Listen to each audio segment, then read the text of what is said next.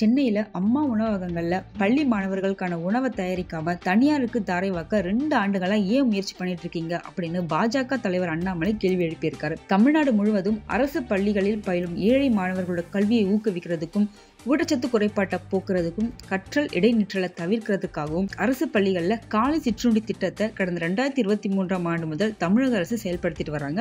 சென்னை மாநகராட்சியில் கல்வித்துறையின் கீழ் இயங்கும் 356 பள்ளிகளில் 1ஆம் வகுப்பு முதல் 5ஆம் வகுப்பு வரை படிக்கும் பல்லாயிரக்கணக்கான மாணவர்கள் இந்த திட்டத்தால பயனடைச்சிட்டு வர்றாங்க.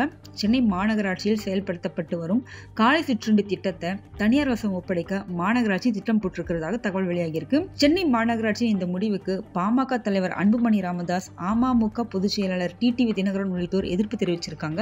இந்த நிலையில பாஜக மாநில தலைவர் அண்ணாமலையும் இந்த அறிவிப்புக்கு ஒரு மிகப்பெரிய கண்டனத்தை தெரிவிச்சிருக்காரு.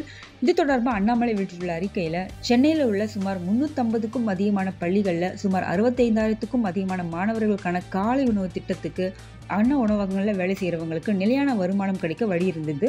கடந்த 2023ஆம் ஆண்டு காலை உணவு திட்டத்துக்கான ஒப்பந்தத்தை தனியாருக்கு கொடுக்க சென்னை மாநகராட்சி முயற்சி செய்த போது மாமன்றத்துல கடும் எதிர்ப்பு எழுந்ததால அந்த முடிவை கைவிட்டாங்க.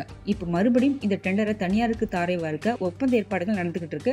கடந்த ஆண்டு ஜூலை மாதம் அம்மா உணவகங்களை மேம்படுத்த ரூபாய் 21 கோடி நிதி ஒதுக்கியதாக திமுக அரசு சொன்னாங்க. அப்படி மேம்படுத்தப்பட்ட அம்மா உணவகங்கள்ல பள்ளி மாணவர்களுக்கான உணவை தயாரிக்காமல் தனியாருக்கு தாரை வார்க்க 2 வருஷமா ஏன் முயற்சி பண்ணிட்டு இருக்காங்க?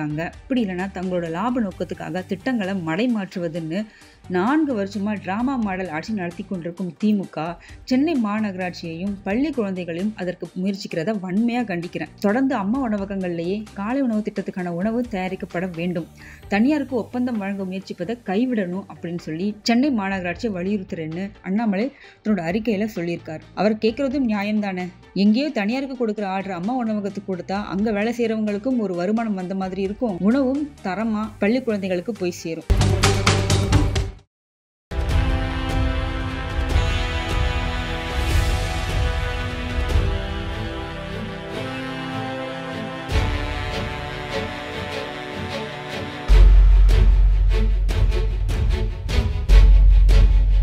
தேசத்தின் நம்பிக்கை மாத இதழ் அப்பா பதிப்பகம் இணைந்து வழங்கும் நேர்மையாளர் சகாயம் IAS அவர்களின் அனுபவ பதிவில் கடைசி தரியில் கண்டாங்கி சேலை இப்போது பரபரப்பாக விற்பனையாகிக் கொண்டிருக்கிறது. புத்தகத்திற்கு உடனே அழையுங்கள் 701002 9823 9315077173 மற்றும் 8925917667.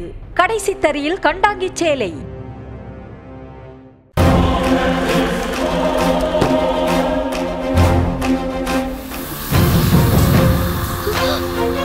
தமிழ்நாடு காவல்துறையை ரொம்ப குறைவா மதிப்பீங்க மிஸ்டர் நிவாஸ். லஞ்சம் தவிர்த்து நெஞ்சம் நிமித்தி வாழ்ற போலீஸ்காரங்க தமிழ்நாடு காவல்துறை.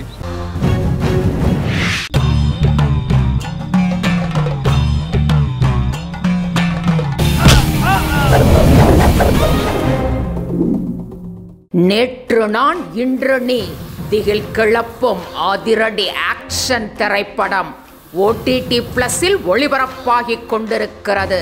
காணத் தவறாதீர்கள்.